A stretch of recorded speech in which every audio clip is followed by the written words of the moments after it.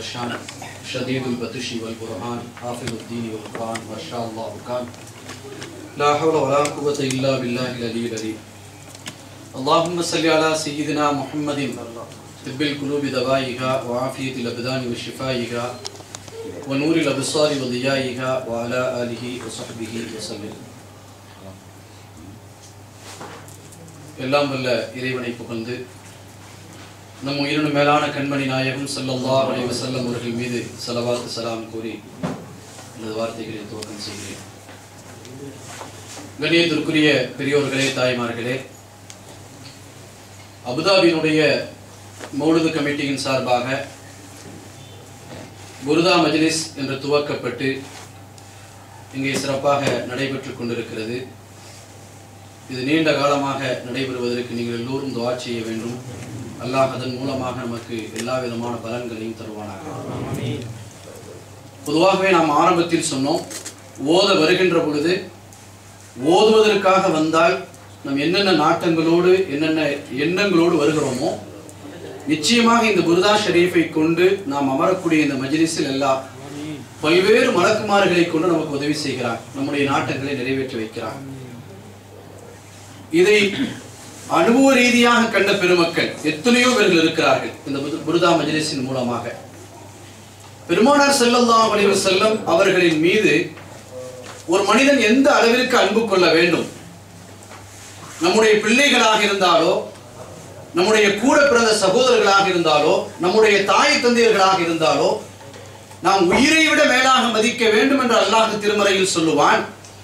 ஆனால் நாம் நம்முடைய பெற்றோரை விடவும் நம்முடைய மனைவி மக்களை விடவாவது மேலாக மதிக்க தெரிந்திருக்க வேண்டும். அந்த நபியினுடைய அன்பு அப்படி நம்முடைய உள்ளத்தில் இருக்க வேண்டும், அது ஆழமாக இருக்க வேண்டும். வெறும் முகஸ்துதிக்காக, பிறர் பாராட்டுவதற்காக அல்லாஹ் பாதுகாக்க வேண்டும், அந்த நிலையில் நம்முடைய அன்பு இருந்து விடக் கூடாது. அதுதான் ஒரு மனிதனுடைய விமோச்சனத்துக்கு வழி என்று அல்லாஹ் சொல்கிறான். எப்பொழுது அல்லாஹ் சொல்வான் ஒரு ஆயத்தின் தொடரிலே, குல் இன் கான ஆபாவுக்கும் வாபுனாவுக்கும் என்று தொடர்ச்சியாக சொல்கின்ற பொழுது அல்லாஹ் திருமறையிலே அதை தெளிவுபடுத்தி கடைசியாக முடிப்பான். யார் உங்களுடைய மனைவியை விட, மக்களை விட, உங்களுடைய பெற்றெடுத்த பிள்ளைகளை விட, நீங்கள் சேமித்து வைத்திருக்கக்கூடிய பொருள்களை விட, இவை எல்லாவற்றையும் விட எப்பொழுது அல்லாஹ்வையும் ரசூலையும் நீங்கள் நேசிக்க முற்படுகிறீர்களோ அப்பொழுதுதான் உங்கள் வாழ்க்கையில் நீங்கள் வெற்றி பெற்றீர்கள். அப்ப அப்படிப்பட்ட ஒரு ஆழமான அன்பு இருக்க வேண்டும். வரலாற்றிலே பல்வேறு செய்திகள் இருக்கிறது. ஒன்றை நாம் இங்கே சொல்லி நிறைவுபடுத்துகிறோம். மதீனாவிலே 100 வயதை தாண்டிய ஒரு மனிதர், 100 வயதை தாண்டிவிட்ட ஒரு மனிதர், ஒரு கிழட்டு வயதை வயோதிகம் பெற்றிருக்கக்கூடிய ஒருவர் மரத்தினுடைய உச்சியிலிருந்து பழங்களை, ஈத்த பழங்களை அந்த பேரித்த மரத்திலிருந்து பிறக்கிறார். அவருடைய வேலை என்ன என்று சொன்னால், அந்த தோப்பில் அவர் பணி செய்கிறார், வேலை செய்கிறார். ஒரு யூதனுக்கு சொந்தமான தோப்பு. அந்த தோப்பிலே அவர் செய்ய வேண்டிய வேலை அந்த மரத்துக்கு களை எடுக்க வேண்டும், அந்த மரத்திலிருந்து பழங்களை பறிக்க வேண்டும், அந்த மரத்தை பாதுகாக்க வேண்டும், அந்த தோப்பில் இருக்கக்கூடிய மரங்களுக்கெல்லாம் அவர்தான் பாதுகாக்க வேண்டும் என்று ஒரு வேலைக்கு அவர் நியமிக்கப்பட்டு 100 வயதை தாண்டி இருக்கக்கூடிய அவர் வேலை செய்கிறார். ஒரு நாள் மரத்தினுடைய உச்சியிலே அந்த பேரித்த பழங்களை பறித்துக் கொண்டிருக்கிறார். தோப்பினுடைய அந்த சொந்தக்காரர் யூதர், பக்கத்து தோப்பை சார்ந்த ஒரு யூதர், இந்த இருவரும் கீழே பேசிக் கொண்டிருக்கிறார்கள். இந்த கிழவர் மேலே பறித்துக் கொண்டிருக்கிறார். இந்த இருவரும் பேசுகிறார்கள். மக்காவிலிருந்து முஹம்மது என்று ஸல்லல்லாஹு அலைஹி வஸல்லம், முஹம்மது என்று ஒருவர் வந்திருக்கிறார். இந்த மதீனாவிலே வந்து அவர் அமர்ந்திருக்கிறார். மக்கள் கூட்டம் கூட்டமாக போய் அவர்களை பார்க்கிறார்கள். அந்த நபி ஏதோ ஒரு புது மார்க்கத்தை கொண்டு வந்திருக்கிறார் என்று இந்த இருவர்களும் கீழே இருந்து பேசிக் கொண்டிருக்கிறார்கள். திடீரென்று ஒரு சப்தம் கேட்கிறது.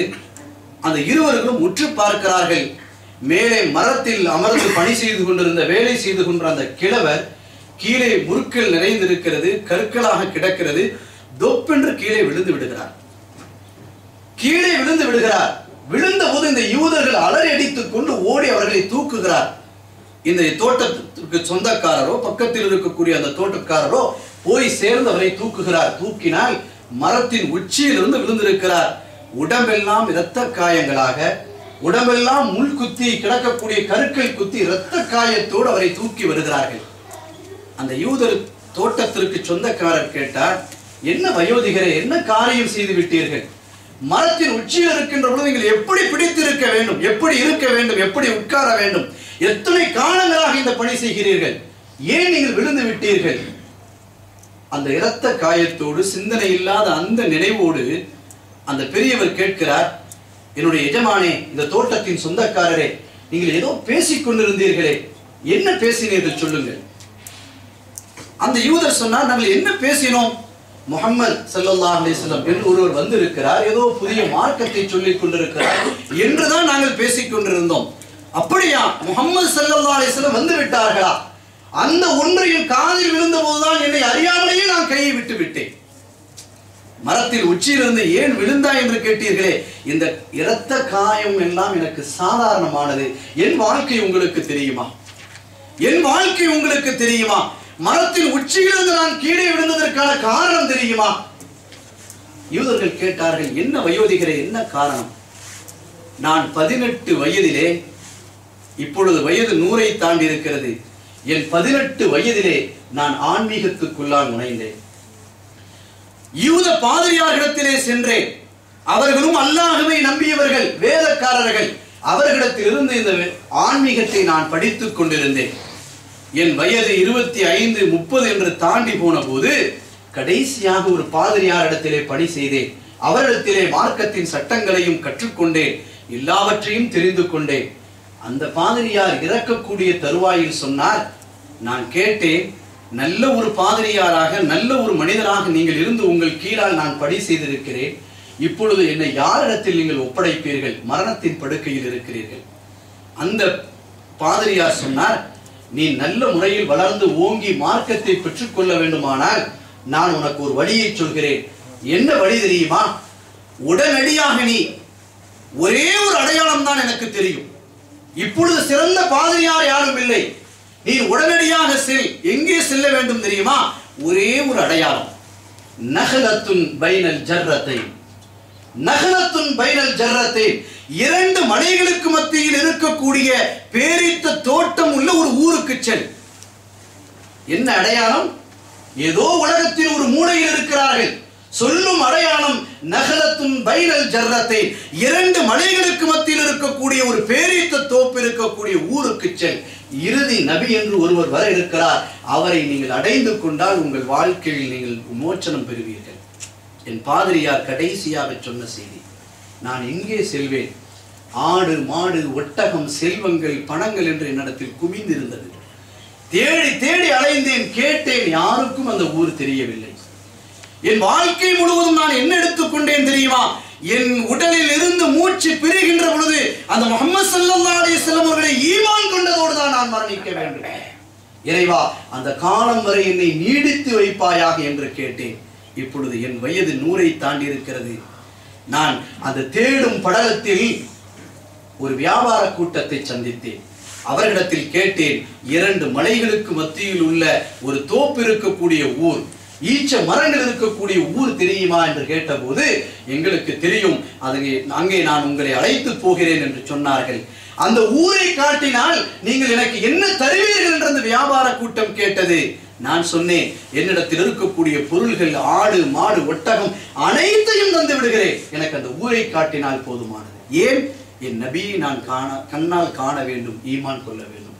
அந்த ஒன்றுக்காக என் உடலில் இருக்கக்கூடிய, என் சொந்தத்தில் இருக்கக்கூடிய அனைத்தையும் துறக்க நான் தயாராக இருக்கிறேன். அந்த நபியை நான் காண வேண்டும், ஈமான் கொள்ள வேண்டும். அந்த கூட்டத்தார்கள் எல்லாவற்றையும் என்னிடத்திலிருந்து பெற்று விட்டார்கள். நான் பொருள் இல்லாதவனாக இப்பொழுது ஆகிவிட்டேன். ஆனால் எனக்கு அந்த ஊரை காட்டுவதாக கொண்டு வந்து அவர்கள் வியாபாரம் செய்யக்கூடிய அந்த சந்தையில் வைத்து என்னை அடிமை என்று விட்டு விட்டார்கள். என் பொருளையும் எடுத்துக் கொண்டார்கள், சந்தையில் கொண்டு வந்து என்னை அடிமை என்று விட்டு விட்டார்கள். ஆனால் அல்லாஹ்வை நான் புகழ்கிறேன். நான் அடிமையாக விற்கப்பட்ட இடம் எது தெரியுமா? எந்த ஊரை தேடி அடைந்தேனோ அந்த மதீனாவிலேயே அல்லாஹ் என்னை கொண்டு வந்தான். நான் அடிமையாக வாழ்ந்தாலும் பரவாயில்லை, அந்த பெருமானாரை நான் காண வேண்டும். பொருளை இழந்து விட்டேன் நபிக்காக, குடும்பத்தை இழந்து விட்டேன் நபிக்காக. இப்பொழுது என்னை அடிமையுடைய வாழ்க்கையாக நான் ஏற்றுக்கொள்கிறேன். எதற்கு? என் நபியை நான் காண வேண்டும். மதீனாவின் சந்தையில் விற்கப்பட்ட நான் இப்பொழுது இந்த இடத்தில் உங்களிடத்தில் அடிமையாக இந்த 100 வயதை தாண்டியும் கூட இந்த பணிகளை நான் செய்து கொண்டிருக்கும் காரணம் என்ன தெரியுமா? இந்த இரத்தம், இந்த சிந்திருக்கக்கூடிய உடலின் காயங்கள் அசாத்தியமானது. இதை பற்றி நான் கவலைப்படவில்லை. அந்த முஹம்மதை எனக்கு காட்டுங்கள். யூதன் சொன்னான், அந்த பெருமானாரை நீ பார்க்க வேண்டுமானால் ஒரு சில கிரயங்கள் கொடுக்க வேண்டும், ஒரு சில கிரயங்கள் கொடுக்க வேண்டும். நானே அடிமை. அவன் சொன்ன கிரயங்கள் இருக்கிறதே, 300 மரங்கள் நடக்கூடிய அளவிற்கு தோட்டம் இருக்கக்கூடிய இடம் எனக்கு நீ தர வேண்டும். நான் ஒரு அடிமை. 40 ஊக்கியா தங்கம் எனக்கு தர வேண்டும். நான் ஒரு அடிமை. என்னிடத்திலே அவன் சொன்னான். நான் சொன்னேன், அது எனக்கு சாதாரணமானது, அதை நான் தந்து விடுகிறேன், எப்படியும் என்னால் தர முடியும். ஆனால் அந்த முஹம்மது ஸல்லல்லாஹு அலைஹி வஸல்லத்தை எனக்கு காட்ட வேண்டும். என் பாதிரியார் இறக்கின்ற பொழுது நான் கேட்ட இன்னொரு செய்தி என்ன தெரியுமா? அவர்கள்தான் கடைசி நபி என்று நான் எப்படி ஏற்றுக்கொள்ள, எதை கொண்டு தெரிந்து கொள்ள? அந்த பாதிரியார் சொன்னார், ஜகாத்தின் பொருட்கள் அவரிடத்தில் கொடுக்கப்பட்டால் அவர் சாப்பிட மாட்டார், அன்பளிப்புகள் கொடுக்கப்பட்டால் சாப்பிடுவார். அவருடைய முதுகினுடைய பகுதியில் ஹத்முன் நுபுவா, இறுதி நபி என்ற அடையாளம் இருக்கும். இந்த 3ஐயும் நீ பெற்றுக்கொண்டால் அவர்தான் இறுதி நபி. நான் பெருமானார் ஸல்லல்லாஹு அலைஹி வஸல்லம் சந்திப்பதற்காக செல்கிறேன். சில பேரித்த பழங்கள், ஜகாத்தினுடைய பொருள் எடுத்துக்கொண்டு போனேன். அந்த யூதர் எனக்கு அனுமதி தந்தார். நான் சென்று அந்த நபியிடத்திலே உட்கார்ந்து, ஓ பெரியவரே, உங்களை காணுவதற்காக நான் வந்திருக்கிறேன், இந்த பழங்களை சாப்பிடுங்கள் என்று சொல்லி என்னுடைய பேரித்த பழங்களை நான் கொடுத்தேன். சாப்பிடுகிறார்களா, வாயில் வைக்கிறார்களா என்று பார்ப்பதற்கு. ஜகாத்துடைய பொருளை சாப்பிட மாட்டார்கள் என்று சொல்லி இருக்கிறார்கள்.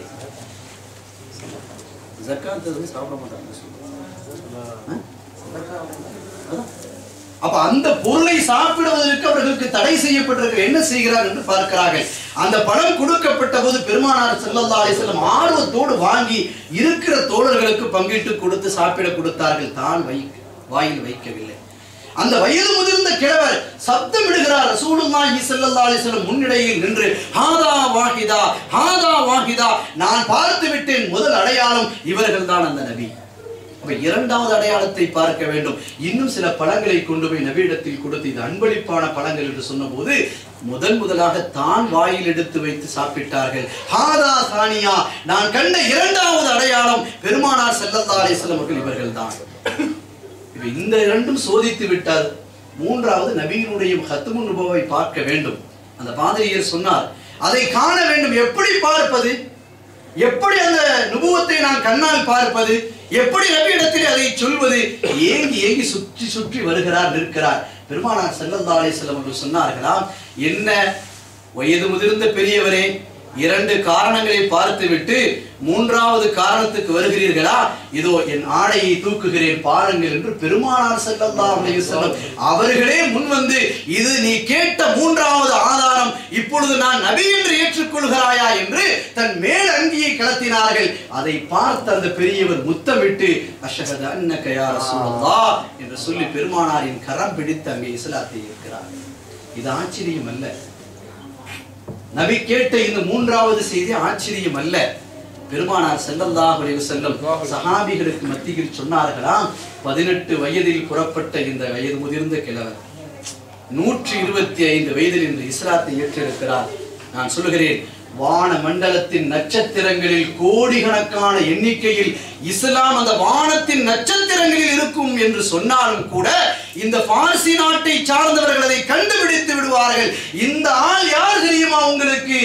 சல்மானும் மின்னி ஒமின் அஹ்லில் பைத். ரசூலுல்லாஹி ஸல்லல்லாஹு அலைஹி வஸல்லம் அந்த சபைக்கு சொல்கிறார்கள், 18 வயதில் ஆன்மீகத்தை ஏற்றுக்கொண்ட இந்த பெரியவர் யார் தெரியுமா? சல்மானும் மின்னி ஒமின் அஹ்லில் பைத். இப்பொழுது சொல்கிறேன், உங்களில் யாருக்கும் அந்த அனுமதி தரவில்லை. இவர் யார் தெரியுமா? இந்த சல்மானுல் ஃபாரிசி என்னை சார்ந்தவர், என் குடும்பத்தை சார்ந்தவர். உங்களில் யாருக்கும் நான் அனுமதி தரவில்லை. என்ன அனுமதி தரவில்லை? என் மனைவிகள் இருக்கும் இடத்தில் நீங்கள் யாரும் வர முடியாது, இந்த சல்மானை தவிர. பெருமானார் ஸல்லல்லாஹு அலைஹி வஸல்லம் அந்த இடத்தில் 18 வயதில் இஸ்லாத்தை ஏற்பதற்கும் நபியை காண்பதற்கும் ஆன்மீகத்தை பற்றி கொண்ட அந்த சல்மானுல் ஃபாரிசியை இப்பொழுது பெயர் சொல்லி கூப்பிட்ட போது வயது முதிர்ந்த 100 வயதை தாண்டியிருந்த சல்மானுல் ஃபாரிசி